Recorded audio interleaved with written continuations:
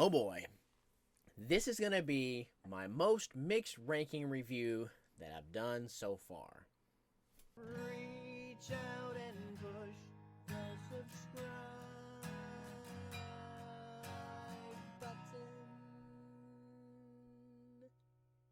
How's it going, everyone? My name is Brad, and I started this channel because I had no one left around me to talk to about music that rocks. This is volume number 2 of 10 in my ranking and review series for All Time Low, so let's not waste any time and get started on 2017's last Young Renegade. I'm gonna move fast here because some of this is not good. So let's start right now with these are not good. As you can see, I went ahead and put all 4 of these duds up on the screen because we're gonna move really fast through them. Number 10, Nightmares.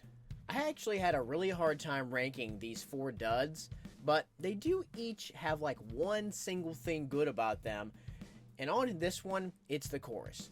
This is not all-time low, people. This is not even rock music, but it's still catchy. Number 9, Nice to Know You. At least this is actually rock music. All Time Low used to be rock, I thought. This is like bad Fall Out Boy. Again, a fun, boppy little chorus keeps this from being total trash, but these verses are so bad. Number 8, Life of the Party, pop. Not sure what else I'm supposed to say here. These guys used to rock so hard, but I will say, I think I might have lied. This actually has no redeeming quality to it whatsoever. It doesn't really matter now, but I'd like to say that this actually should have been 10th. I'm sorry, but the song just sucks in every single way. But number 7, Afterglow. The song doesn't suck, so that's a plus. This is a fitting album closer that's actually pretty well written. It ends up being pretty anthemic when it is done. Definitely the best of these 4 not so good songs. Really glad to get those out of the way, because moving on to the pretty good. Number 6, Drugs and Candy. All 6 of these remaining songs grew on me as I went. I gotta say that this album was really a challenge for me to get into. I had only heard actually one of these songs prior to a couple months ago when I was starting to prepare for the ranking series. I openly bashed this album, but I had to slowly start walking all that back a little bit. These last 6 are pretty good to even maybe great. Drugs and Candy is really poppy like most All Time Low songs, but my main issue with almost every one of these songs is that the drums just don't seem real. I love All Time Low's drummer, and he is barely present on this album. He just isn't getting to be his awesome self on here, which is kind of sad, but this is still a great pop song. Number 5, Ground Control. Let's get this right out of the way. I hate the start of this song, and the verses are very, very weak, but this chorus makes up for it all. Tegan and Sarah, who I honestly could care less about, show up here and pretty much sing the choruses themselves.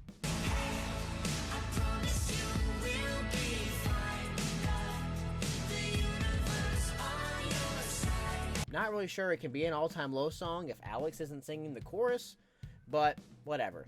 This is definitely a poppy, boppy good time. Number 4, Dirty Laundry. This song reminds me of what would have been like the weakest song on an older All Time Low album. And that's not really a bad thing. Much less lazily written than some of the predecessors on this list. I like that this song knows what it is from the start and stays that way. It never really opens up too much. It kind of just stays chill, and it's just itself. Good song. And now for the moment you've all been waiting for. These are the great or freaking amazing jams that are going to make it onto our top bestest all-time low song list, which will be down the road in video number 9.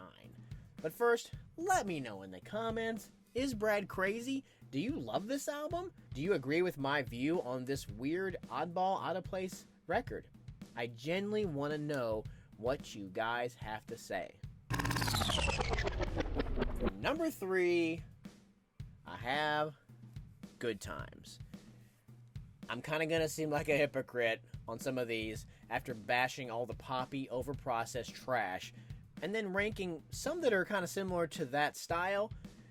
But when it's bad, it's so bad. But when it's good, it's really good.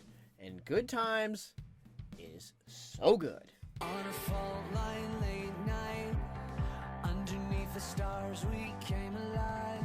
Even on this song, just like 40 days ago, I couldn't stand this, and I was bashing it to Sean.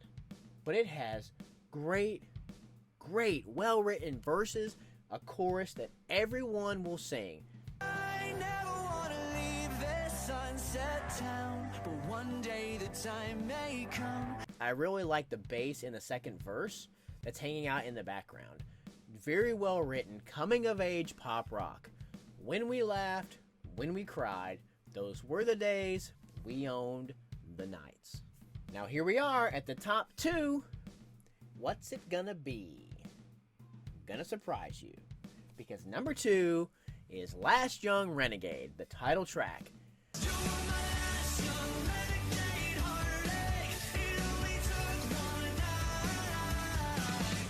Really, this song is the closest to classic all-time low on this entire album, and it's a freaking jam.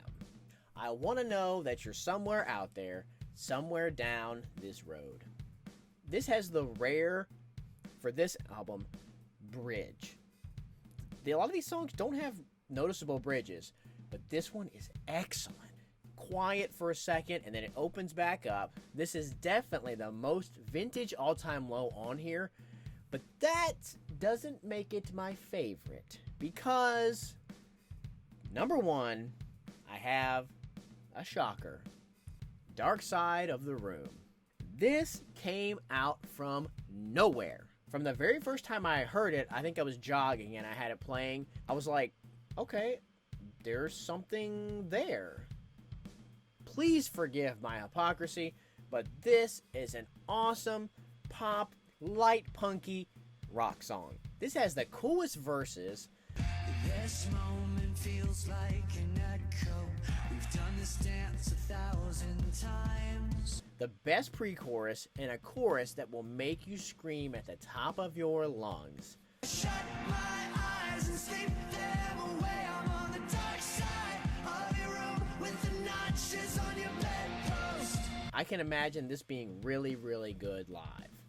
Real or fake, I love the drums on this song. Has some really cool fills on here, and I'm really digging the little lead part that they sneak in after the choruses. I'm curious, though, to see how this competes against All Time Low's other greatest songs. And there you go. That's going to be my ranking for All Time Low's 2017 album, Last Young Renegade. A strange and uncomfortable album to review from a band that I really love. I'm glad to get past it and review 2015's Future Hearts next. Thank you so much for watching, and remember, whatever you do, don't be normal.